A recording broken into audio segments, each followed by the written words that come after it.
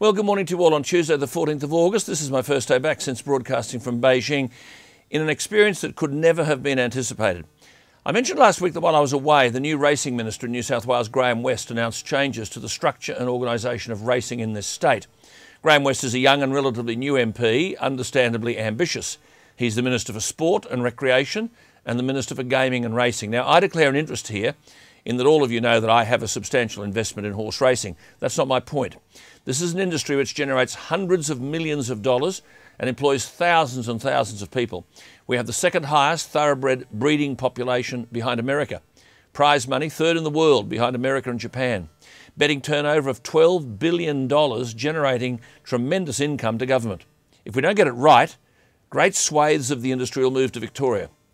Now, the announcements by the Minister follow a review of racing by one of the most experienced sports and racing administrators in the country, Ken Brown, former head of the Department of Sport with 20 years in the racing bureaucracy and 50 years in the public service. Ken Brown, in compiling his recommendations, listened to everybody, as he should have. He recommended simply that the Racing Act, and I quote, be amended so as to clearly provide that a function of Racing New South Wales is to manage and coordinate the conduct and operations of the thoroughbred horse racing industry in New South Wales. Now, simply the Racing Act has not given anyone adequate powers to sort out the industry. Well, the Minister, as seems to happen all the time in New South Wales, was lobbied by vested interests. So yes, we do have a newly constituted board and totally independent. But almost beyond belief, the Minister has appointed a racing industry consultation group to perform functions that the board ought to perform. And the independent board can only act upon the decisions made by the racing industry consultation group.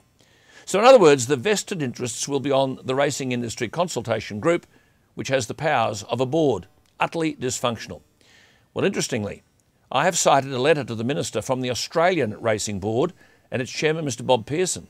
He's now telling the Minister that what is being proposed is unconstitutional, that the Australian rules of racing recognise one body within each state and territory as the principal racing authority, and that body must, quote, have control and general supervision of racing within its territory, and that the Australian Racing Board Limited is a company limited by guarantee under the corporation's law and requires the, quote, members of the company to have the general supervision and control of racing within their territory.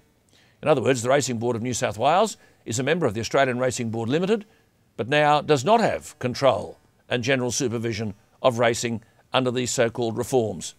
As the chairman of the Australian Racing Board Limited, Bob Pearson, points out, these words have a clear meaning, quote, each principal racing authority must have the full sweep of responsibilities, which taken together can be characterised as constituting the control and general supervision of racing within its territory. He makes the further point that Racing New South Wales is a member of the Australian Racing Board Limited and is recognised as the principal racing authority in New South Wales, quote, because it currently has control and general supervision of racing within the state. He goes on, if the Racing Industry Consultation Group is set up as a separate decision-making body, then even if its decisions are subsequently to be implemented by Racing New South Wales, this would be a fundamental issue in terms of identifying the principal racing authority for New South Wales. Well, in other words, the so-called reforms have produced an unholy mess. And of course, he makes the very important point, does Mr Pearson, the chairman of the Australian Racing Board Limited, that there are very serious issues about fiduciary obligations. And says, quote, both Racing New South Wales and the Racing Industry Consultation Group have the same fiduciary obligations, that is, to act in the best interests of racing in New South Wales.